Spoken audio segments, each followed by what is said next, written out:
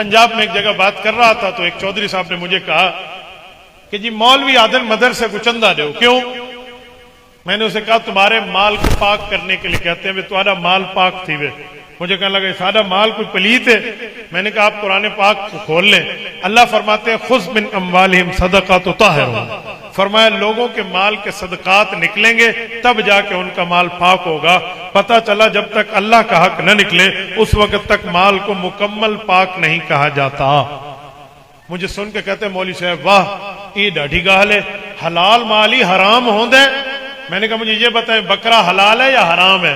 अजी हलाल है। मैं कि बकरे दे सारे शैया हलाल हैं, उदी हर भला खासू नहीं सही 7 शैया नहीं खावनिया। मैं कि पता लगा ना हलाल माल की कई 7 शैया कमाए का हिस्सा होंदा है, ये साडा नहीं। तो तुहाडे कमाए हुए माल दे विच भी अल्लाह रसूल का हिस्सा मौजूद है। इको ना आखो भी सारा माल मैंने, तो जो अल्लाह ने दिया है वो अल्लाह के नाम पे लगाएंगे। आज हमारा हाल ये है, 4 रुपए कोई मौलवी को दे देना, दूसरे दिन चौधरी मुछा ते तेल ला के वट पा के आते मौलवी साहब नमाज का टाइम बदला, मेरे को भी पूछा। हैरानगी की बात है, तूने मौलवी को 1 रुपया नहीं दिया, तूने तो अल्लाह को दिया है। अजर लेना था तो अल्लाह से ले, आलिम का तो शुक्रिया अदा कर कि उसने तेरी ज़कात लेके तेरे माल को पाक किया। मुझे एक बात बताएं, अम्मा आयशा रजी अल्लाह अन्हा हम सब की अम्मा है या नहीं है? जवाब नहीं देते। 4 बंदे अले दिन पिछू सारे चुप दरोजा रख के बैठे थे। अम्मा आयशा हम सब की अम्मी है या नहीं है?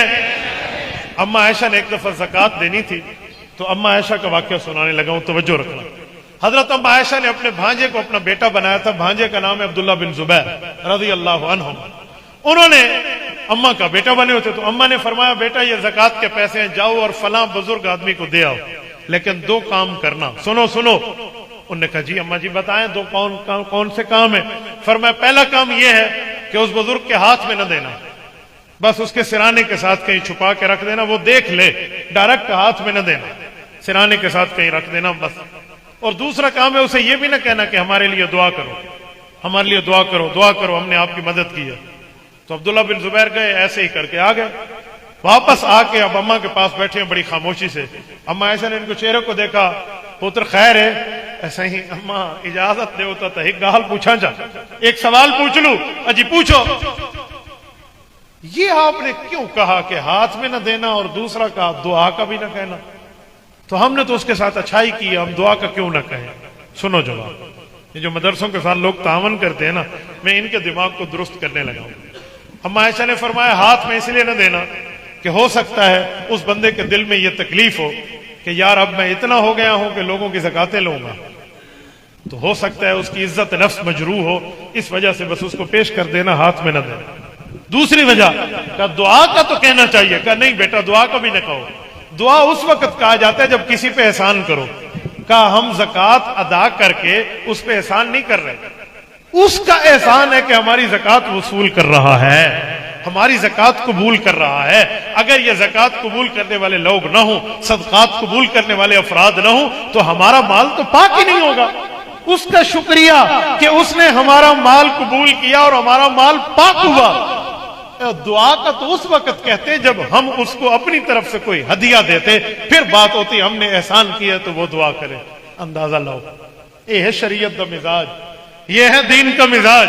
हमारे यहाँ 1000 रुपए देने वाला 30, 31, 32, 33, 34, 35 मारखान बन के मदरसे में आके बैठ जाता है। नहीं भाइयों, कयामत की निशानी है, वला यकबलन्ना अलैहिल माल। हजरत ईसा के दौर में लोग ज़कात देने वाले होंगे, लेने वाला कोई नहीं होगा। जी हाँ, ये कयामत की निशानी है। आज आपका माल, आपकी औलाद, आपकी सलाहियत, आपको अल्लाह की दी हुई जवानी अगर दीन पे लग रही है, अल्लाह का शुक्र अदा करें। मेरा अल्लाह तेरा करम, फजल, एहसान, तूने हमें ये तौफीक दी है। मेरे दोस्तों, दुनिया में वजह होती है लेकिन असल वजह अल्लाह है। मैं रात की बात आपको करूं, मैं रात लाहौर से फैसलाबाद आ रहा था, फैसलाबाद में हमारा रात बयान था। तो लाहौर से रास्ते पर एक जगह में बिल्कुल एक्सीडेंट होते अल्लाह ने हमें महफूज रखा। तो उस वक्त हम फुल स्पीड में थे और डायरेक्ट ब्रेक लगाई। तो जब ब्रेक लगी तो ABS ब्रेक होती है, फौरन रोक देती है।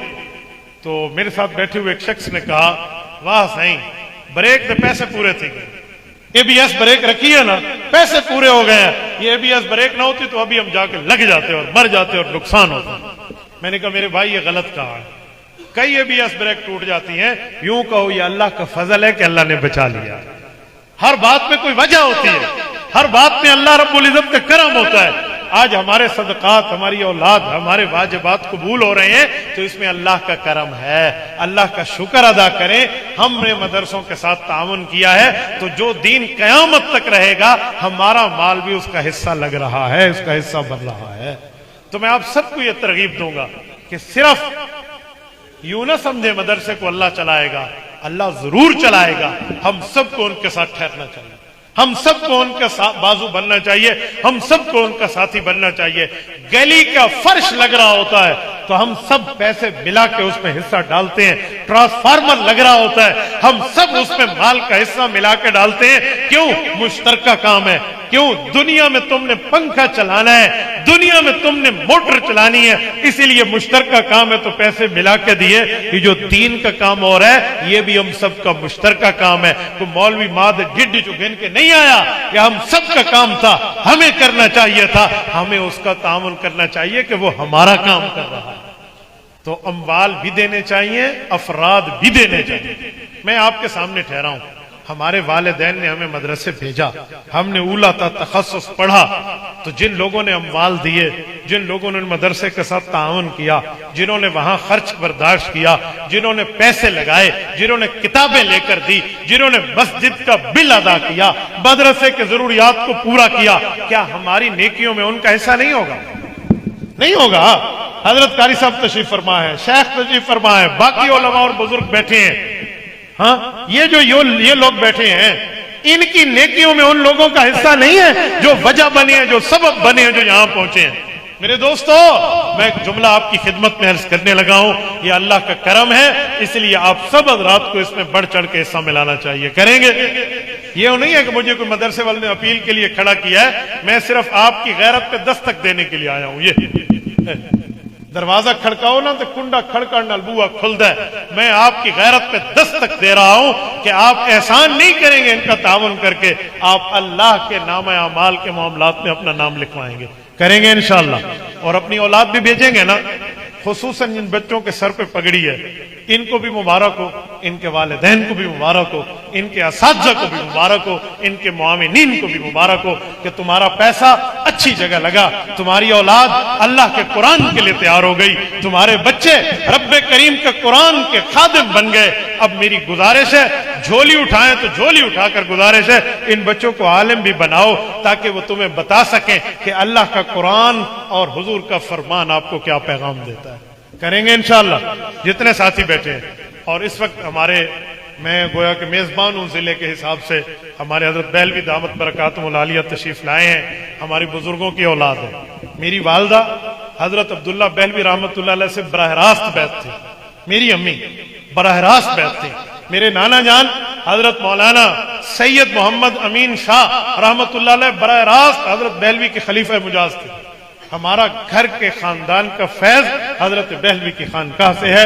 हजरत तशरीफ फरमा है, हजरत ने जिक्र कराना है, अल्लाह अल्लाह की जरब लगेगी। याद रखें, ये जरब इसलिए होती है कि जिस वक्त जिस्म गलती करते हैं, हम जिस्म को टीका लगाते हैं तो जिस्म की बीमारी ठीक हो जाती है। जब दिल गलती करता है तो दिल को इंजेक्शन लगाने की तरतीब ये अल्लाह अल्लाह की जरब, तो दिल की बीमारियां भी ठीक होंगी। आप सारे तशरीफ फरमा होंगे, बैठेंगे ना इंशाअल्लाह। जज़ाकुमुल्लाहु ताला। मुझे जल्दी थी, मैं इसीलिए पहले निकला। हजरत कायद मिल्लत इस्लामिया का मुझे हुक्म था कि आप पहुंचे, तो मैंने उनकी खिदमत में हाजिरी देनी थी, इस वजह से मैं जल्दी निकला हूं। मैंने आज अपना मजलिस जिक्र भी छोड़ दिया, मेरे लैया से मेहमान आए, मैंने उनको मिलना भी छोड़ा। हजरत उस्ताद जी की खिदमत में चंद मिनट के लिए आया हूँ। उम्मीद है आप मेरी ये हुज़ूर कबूल फरमाएंगे। जज़ाकुमुल्लाहु ताला। अस्सलामु अलैकुम वरहमतुल्लाहि वबरकातुहू। आप तशरीफ रखें, आप लोग उठेंगे, पूरा मजमा उठेगा। अल्लाह तो हज देने में एक बंदा भी नहीं होगा।